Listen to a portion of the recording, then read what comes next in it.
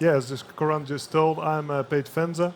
I'm a 3D generalist from Holland, and I'm very grateful to Maxon for having me today. So welcome you all. Also, welcome to everybody at home. Um, so let me tell you a bit about myself. I've been a multimedia designer for over 14 years now, and I've been designing about everything like logos, websites, magazines. I've done some photography, some videography, like animations. I'm doing some programming and scripting, some copywriting. I love to make music, but one of my greatest passions is 3D. And my favorite weapon of choice, obviously, is Cinema 4D because of its great user experience, because of Redshift, because of Fields, because of MoGraph. So I'm very eager to learn. So as long as it has to do with creativity, I'm all yours. So let me show you a small demo reel I prepared for today.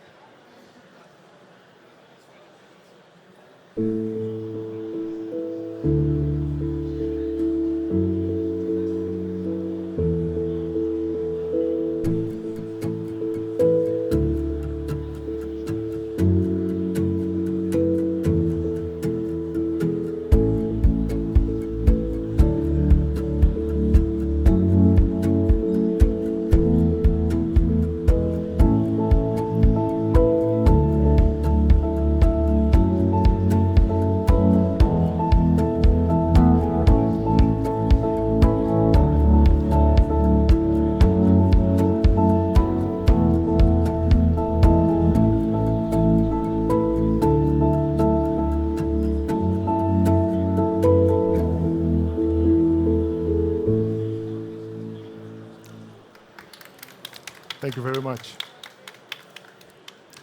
So let me close this. So today's presentation is going to be all about this little animation. Hope you can see it. It's a bit dark on the screen. Oh wow, it's actually quite dark. Well, yeah, there's not much I can do about that. But the thing is that that you see flowing water, and the thing is that it is a seamless loop. So you can see every 5 seconds it's repeating itself. And I've been using noise instead of dynamics because I prefer my animations to be a bit more predictable. So the waves are going not only up and down, but they are also moving a bit from left to right. And that's actually quite hard to combine with a seamless loop. And I find a solution for that, and today I would like to share this with you guys. I want to start with the beginning, and I've thought about my presentation. I want it to be as comprehensible as possible so that everybody can understand what I've been up to. So first I want to talk with you about noise. So what is noise? I think you can visualize noise as an infinite ocean of bubbles which are blending into each other and are consisting of the colors black or white. They're also procedural, which means that every part of it is unique, so you don't find any repetitive patterns inside of a noise. So now you see just one type of noise, but in Cinema 4D you've got plenty of types of noises. So let me switch to another one. Like this, it's looking totally different, so you got all the options you want. You got plenty more. So what's the purpose of noise in Cinema 4D? What can I do with it? Well, let's say I've got a cube like this. Just a simple cube, nothing fancy. I could use noise to drive the color of this cube. So I could say, okay, like I dip the cube inside this ocean of noise, and okay, wait, I'll show you. So if I click on this button, you will see that the noise is now of the cube is now affected by the noise. So everywhere black particles are touching the cube has become blue. And everywhere the white particles or the white bubbles of the ocean are touching the cube is becoming red. So Like a practical example of this could be that you are using this for sand. If you want to create sand and tiny sand grains, you could create a tiny noise with all different colors. So that's one example of using noise. When I go back to my cube, we could also use it for a totally different thing, which is displacement. So here you see displacement happening. You can think of displacement as every time a black bubble touches the cube, the geometry of the cube is being pushed inwards. And every time a white bubble touches my cube, the geometry has been pulled outwards. And geometry is actually quite, you can do many things with it. I mean, I could move this cube around like this. And if you watch closely, I don't know if you guys can see it on the screen, but the noise is also changing on the cube. So I can also move the noise instead. So the noise is moving over my cube, which is also changing. There you go. And I can change the scale, so I can make the noise much smaller if I want to.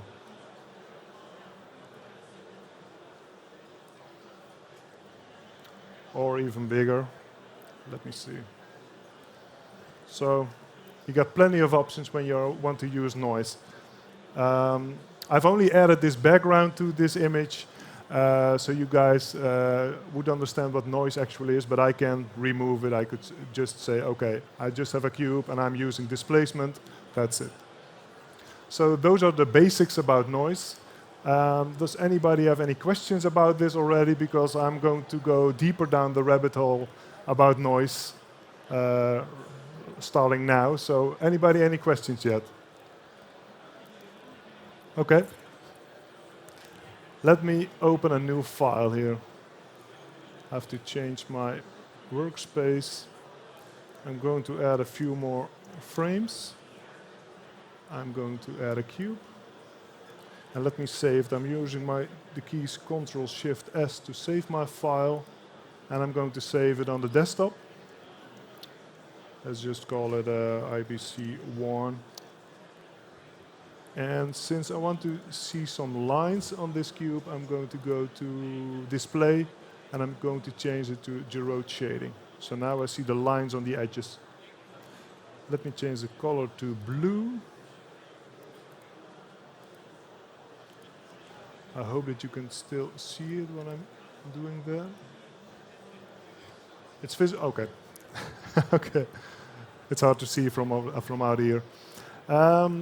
Okay, so as you can see in the object manager, I got a cube, and I want to displace it because that's the way that I've been using noise for the animation. So you can think of the displacer as being one of the deformers in Cinema 4D. So you are deforming an object, so you have to go to the list of deformers, which are down here. So all of these deformers have a certain influence on the geometry of the cube. And I'm going just down to the displacer. And while I'm holding my Shift key and I'm letting go of my mouse, you will see that the displacer has become a child of the cube, which means it can influence the cube. So nothing is happening yet because the displacer doesn't know how to displace yet. It's going to need a black and white shader, which could be our noise. So if I go into the displacer and I go to shading, I can select a shader. So I can choose noise. And still not much is happening. So if I zoom in really, really far on the cube, and I disable my displacer by unchecking this, you can see that something is happening, but not much. And that's actually because in order to displace an object, you need to give the object more subdivisions. So now it's like you have a huge plane on each side of the cube, like it's made of wood and it's hard to break or bend. So you just have to cut it up in small pieces in order to give it some displacement. So I can do that. I also want to change the size of my cube. And like Hannah told us this morning, I can set, when I just select size, I can enter the number 400, for example. And when I now press Control Enter, I got the same value in all 3 boxes. But still no subdivision, so let me add a few more segments here. So just on every axis, and there you go. So now you see I've got plenty of displacement going on all around my cube. But there's a tiny problem because like water, it's only displacing, or the waves are only on top of water instead of all around. So to fix this, I will disable my displacer for a moment. And as you can see, here are all the segments. I will set them back to 1. So we go back as it were.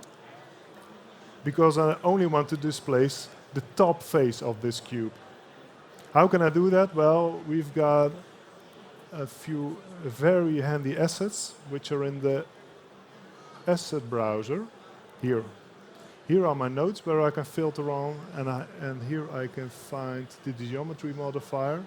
If I change my view and I make them a bit smaller, I will find subdivide right here.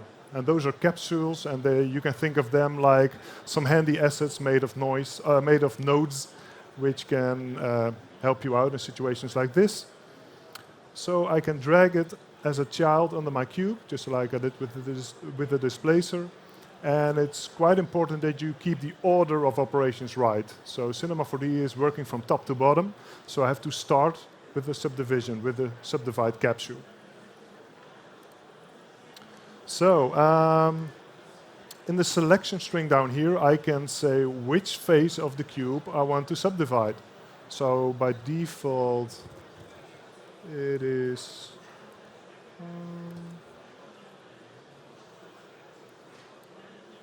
I thought it would already be subdividing. Wait a minute. Yes.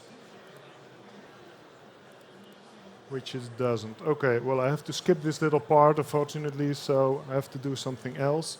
What I can do... Okay, I was hoping I could just subdivide the top of this cube. So I'm going to try something else. Let me make this... let me add the segments in anyway, like I did before, on all axes. And I'm going to make this cube editable. When I am now using the U and keys on my keyboard and I'm going to the polygon selection, I can select sides. So now I'm selecting all sides that I don't need to be subdivided, like the bottom one, and I will melt them. Oh wait, I have to do them one at a time, my bad. Let's try again. Yes. So there we go. I'm doing this for each side.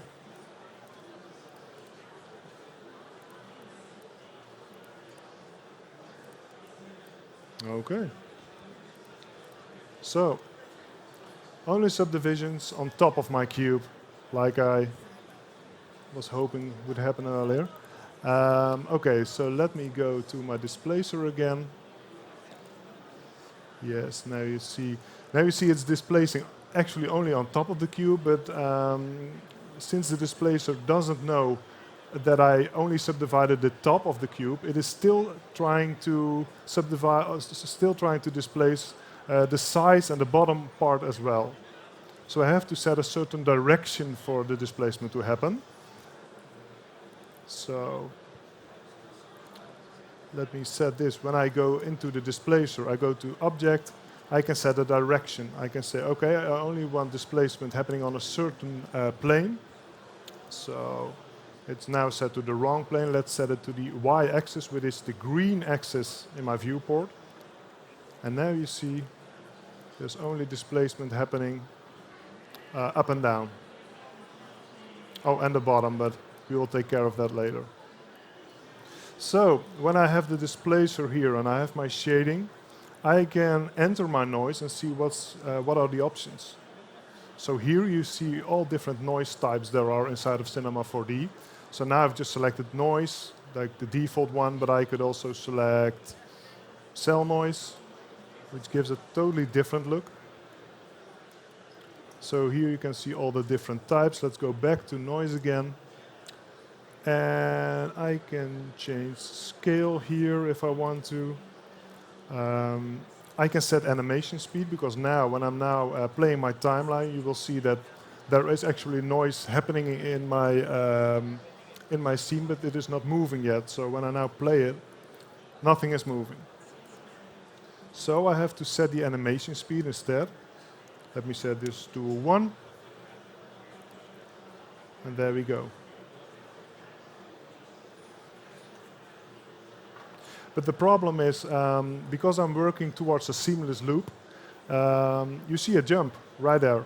So you see a jump at the end of the timeline happening, and that's not usable for a perfect loop. So what I can do about that, or what Cinema or what Maxon has thought as a solution for that, is that I can set a loop period. So I can tell it how long the timeline can do over a single loop, and then it has to be back at the beginning again, so you get a perfect loop. So since this is a quite old way of working, the loop period works with seconds instead of frames, which is not a problem, because when I go to my settings, you can see that my frame rate is actually 25 frames per second, which means that in order to get a single second of animation, I need 25 little frames which are played very fast after each other to get a fluent animation. So if I now have 25 frames to get a single second, how many seconds do I get for 100 frames? 4. Very good. So I have to set my loop period to 4 in order to get my seamless loop. Let's try again. There we go, no jump at the end. Yeah, this is what we were after. So now the waves are moving up and down, but the animation I was showing you also had some motion from left to right. We can do that also in the noise. Let's see. I get movement over here, and if I just enter a small value like minus 0.1, and I give it a speed of just 1%, when I now play the animation, you will see that it's actually moving from left to right, like we were trying to get. Oh, it's the other way around. Wait, I have to, in order to be consistent. There we are. Let's try again. From left to right, yes. But now we are facing the same problem as before. Let me zoom in a bit so you guys can see it clearly. We get a jump back, so the seamless loop is gone. And this is the problem I was facing when I was doing a similar project. So I want to show you my solution for this. And in order to get there, I actually have to delete the noise shader here. So let me just clear it out. So now there's a displacer, but it's displaced by nothing. So in order to get it displaced the proper way, I want to displace all faces upwards. So not just a few of them, just all of them. And since displacer is working with black and white images, I want, like I told you before, black means that the geometry is being pushed in, and white means it's being pulled out. And since I want all them little faces on top to be pulled out, I need a fully white color shader. And that's by default just also the default color of the color shader. So as you can see here, I've put in a fully white shader, and I don't know if you saw it, but all the faces went up a bit. So I can show you again. Now, I actually don't want all faces to be going up. I just want, I want to restrict this. I want to tell it how many faces can go up. So what I can do is I can use fields for this. So when I go to box field, as you can see, I have my displacer selected. It's yellow. When I now select my box field, you can see that this box field is influencing the displacer. I can move it outside here. And let me change some things about it. So when I now move the box field up, you can see that there's only displacement happening inside the box. So outside the box, there's nothing happening. So I can move the box around. It's a box field, so I can move it around. And as you can see, it's an object which I can move around, and the displacement is only happening inside. Now, when you look at the transition from fully being displaced or no displacement at all, it's quite harsh. So what you can do is you can set the inner offset to make it a bit smoother. So there we go. I can lower this, as you can see. Let's say to 50%, the default value. And now it's all a bit smoother. So the transition of being fully displaced to non-displacement at all is now a bit, it's a better transition, I think. So this is a box field which is now influencing our displacer. There are lots of other fields. So let me show you one of the other fields I could use. So again, I'm selecting the displacer, and I can select a random field. There you are. And this is actually looking quite familiar because it just looks like noise. And that is because the random field actually is noise inside of a field. So we're just back at where we were before. But the advantage now is that we have an object, the random field, which we can move around instead of just a shader. So I will drag it around to see. So as you can see, it is actually moving the displacement.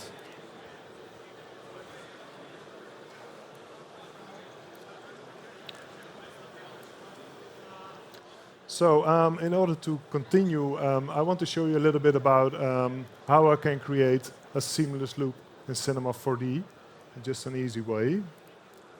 Let me show you this file. There we are. So this is actually quite a simple file. It's just a cube with a single wave on top of it. And the thing you have to remember is that the wave on top of this cube has the same, as a surface, is the same size as the cube below it.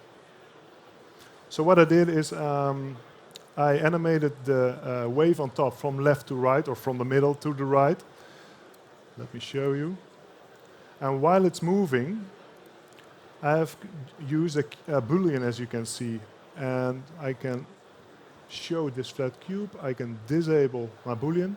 And what the Boolean is doing is that it is using this flat cube, which I've made hidden before, and the Boolean is cutting everything off that is going outside the cube. So that's why you saw the part being cut off. So when I now, I've disabled the entire thing, so when I now play the animation, you will see it's just a simple wave moving to the right, that's all. So I will re-enable the Boolean, I will hide the cube again. So gone with the magic.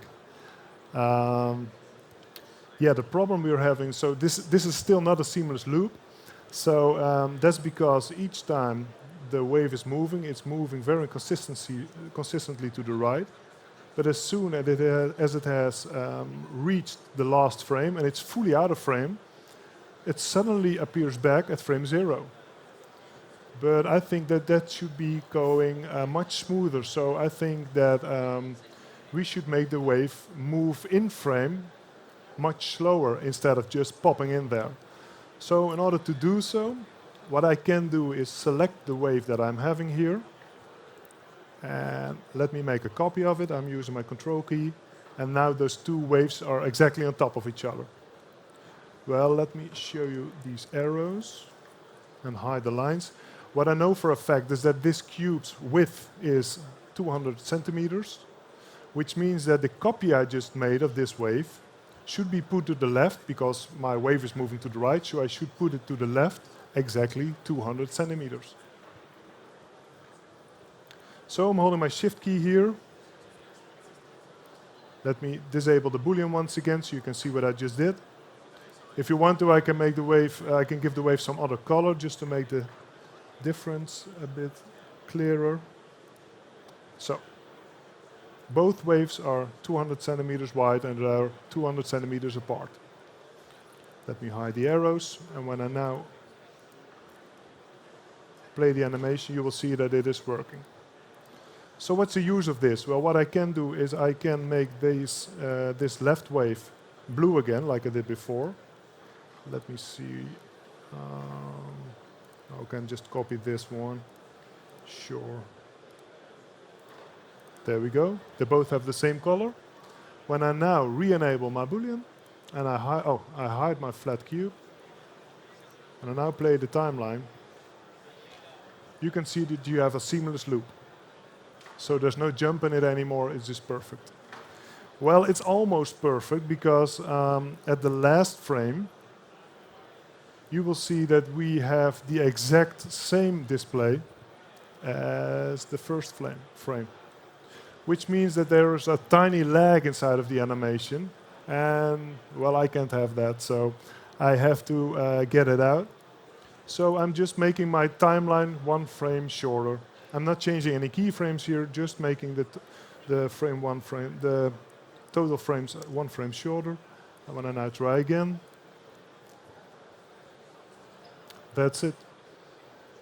So let's try and use this on the, I can close this one, on the file that we have been working for. I want to save this first, so I'm using Control S, and and after that I'm using Control Alt S to save incrementally. So now I'm using the name IBC2.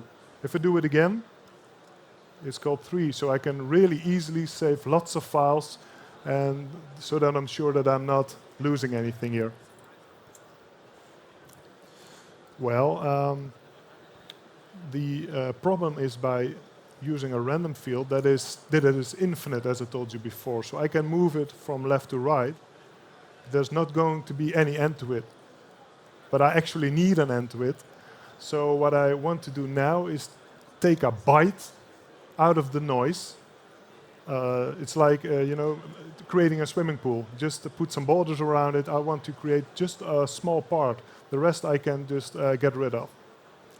So what I can do to get this is that I can put my random field, that I can give my random field a mask. So I have my random field selected. I'm sorry, I have to do this in the displacer instead. So here I can see, in my displacer, I can see in the fields, all fields that are affecting my displacer, which is the random field. And with this little button, I can give it a mask. So let me set this to normal. So nothing has happened yet because I haven't told what the mask should be.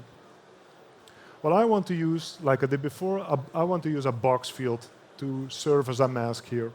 So let me try to add a box field and let me drag it under mask.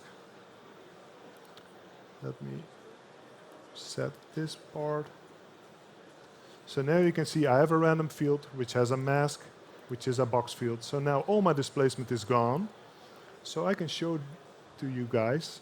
Now it is only inside the box field. So it's a lot smaller. I haven't shrinked my noise whatsoever. It's just, now I took a bite of it. You can think of the box field like a cookie cutter.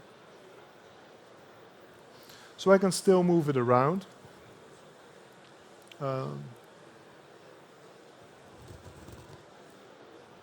And as you can see, the only place where noise is allowed to exist is inside my box field. Okay, now I want to let me animate this noise a bit. Well, let me start with the scale first. Let me make it a bit bigger, like 800. And let me set the animation speed to 80%. And I want to have a loop period because I still need a seamless loop.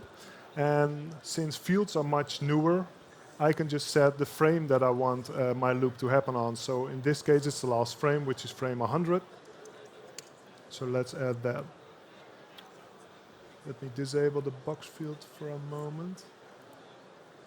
So as you can see, I've disabled my box field, so now I'm back at the entire noise. Because I also want to, let's go to the displacer first, because I wanted to set the height a bit higher. So as you can see here, I can set the height to make it a bit more visible for you guys. I can set it to 30 centimeters.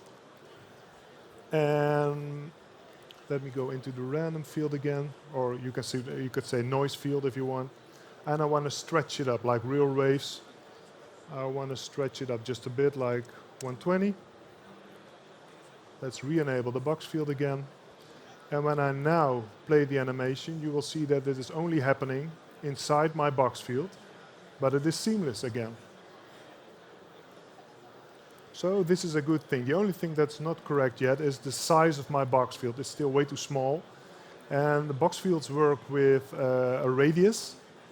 So since I know that this cube has been 400 by 400 by 400 centimeters, I have to halve its size in order to get the right size for my box field. So I can click on size again, and I will add 200, the half of 400, and with Control Enter, I have the right size. So now you see that the noise has been restricted to fit inside this cookie cutter. And it still works, it's still animating, as you can see. So this gives me the advantage of I can select both fields. I can put them inside of a null. I'm using Alt-G key here. Let's call it fields.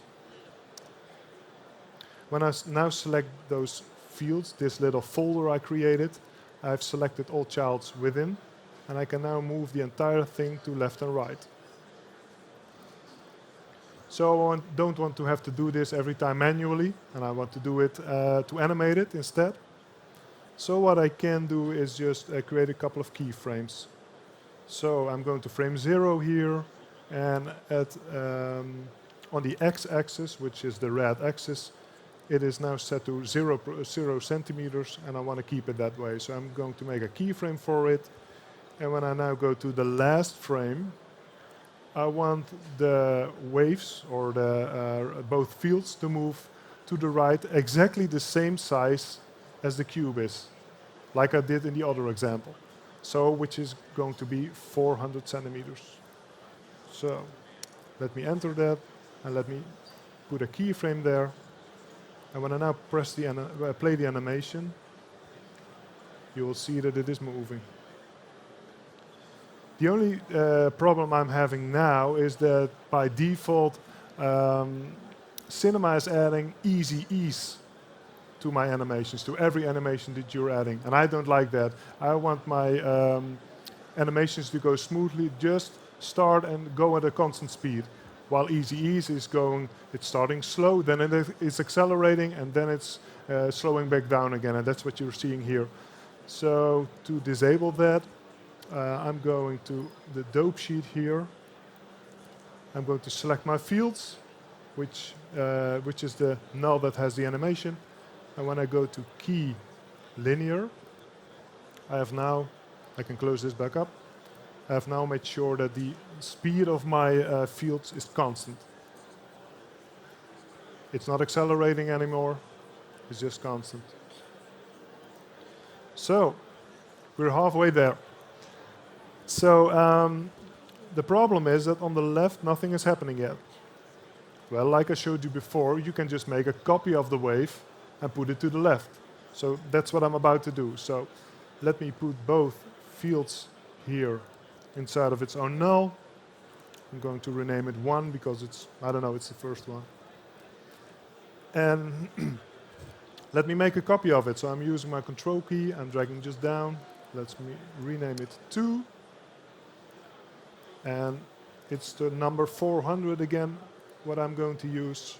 So now they're exactly on top of each other, so you're not seeing anything. So I can take this copy and move it to the left by 400 centimeters. Oh, come again. Try again. Okay. I'm holding my shift key here to get incremental steps. And I can hide this random field because It's still working, it's just not visible in the viewport anymore. So let me play the timeline. And we don't see any difference happening. Why is that? Well, that's because even though I copied all the fields, I didn't put them in the displacer. So the displacer only has the first set of fields inside. So I need to drag the other ones in as well. So in order to do so, I first want to rename it to keep everything a bit orderly. So I'm just naming them 2 and 2. Go back to my displacer, and here you see only random field 1 with mask and box field 1 are being used by the displacer. So let me add random field 2, give it a mask, and put box field 2 as its mask. So now all those fields are affecting the displacer. Let me rewind and play again. It's working, but it still has quite a big seam between all fields. So we have to fix that. So what we can do is select both box fields. And I'm going to the remapping tab, and here I'm going to use the inner offset again. So let me just set this back to 50. And as you can see, the transition from the right part to the left part is much smoother now. The only problem I'm getting now is that it is also making a transition from this side and the other side, which can be just as harsh as I want to, so I don't need it there. So in order to fix that, I have selected both my box fields, and I can just make my x-axis, which is the blue axis, a bit larger, like double its size, to be more specifically. So now you will see that there's only an inner offset happening between those fields.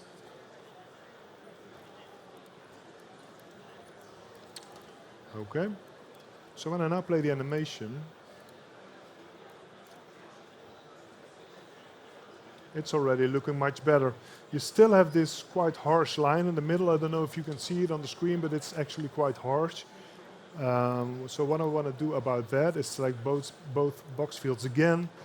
And when I go to the remapping tab, let me scroll down, and I'm going to set the contour mode, because now the transition is happening linearly. So it's like, whoop, just going down quite steep.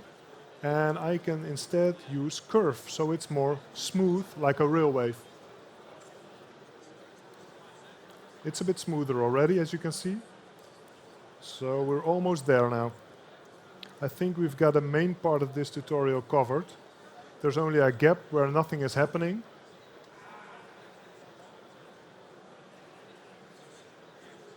But if I just now hide the fields, they're still affecting the cube. You can see that I've already got some kind of a seamless loop. It's only this ugly gap in the middle that I have to fix. So let me find the spot. I just go to the middle of my timeline. And what I'm now going to do, all this time have used one displacer to generate the main waves. And now I can just add a couple of smaller waves. So let me just call this one displacer L, because it's the big one. And what I can do, I won't change anything about this displacement. I will just add a displacement on top of this displacement. So the main waves still are going to be moving from left to right. But now I'm going to add a tiny displacement on top of those big waves. So I go back to my deformers. Let me see. I'm going to put it down because, as I told you before, the order is quite important. And let me call this displacer M for medium, for the medium waves. So I have to fill in this entire displacer because it isn't doing anything at all.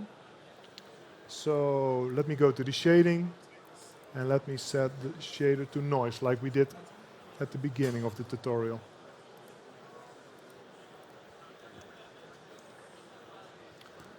Yeah, that's working. The displacer is actually quite high. It's set to 10 centimeters. Let me put it to something like 7, just a bit smaller. And I don't have to move this noise from left to right again because that's been done by the main waves. This is just to be sure that the gap in between is being covered up. So I can go into the noise. Let me change the noise type from noise, which I used before, to turbulence, which is probably a bit more fitting.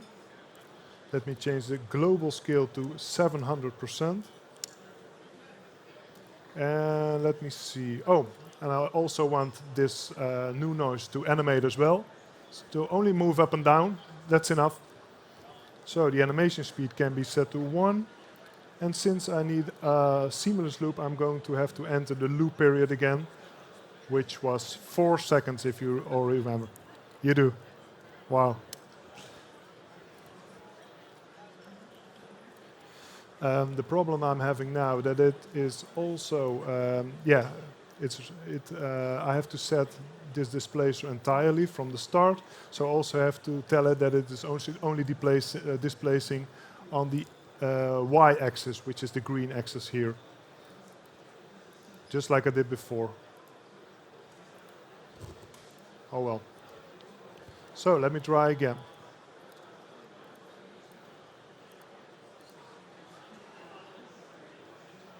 Yeah? It's already looking much better. Oh, no, we're not done yet.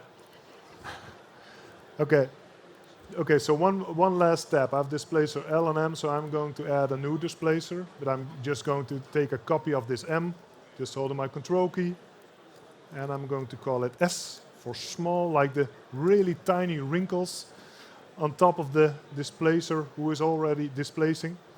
So let me lower the height to just 3 centimeters, will be fine. And let me set the global scale of those tiny waves to 300. Oh, and the speed. They don't have to be as fast, so I can just set them to like 0.05. It'll do.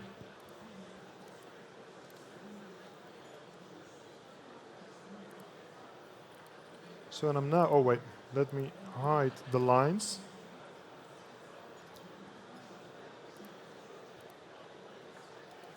When I now go on the right, that's pretty good. I actually would like to subdivide the top faces here a bit more. As you can see, I've only got 100. So let me select this one. I'm using my U N button here to select only the top face.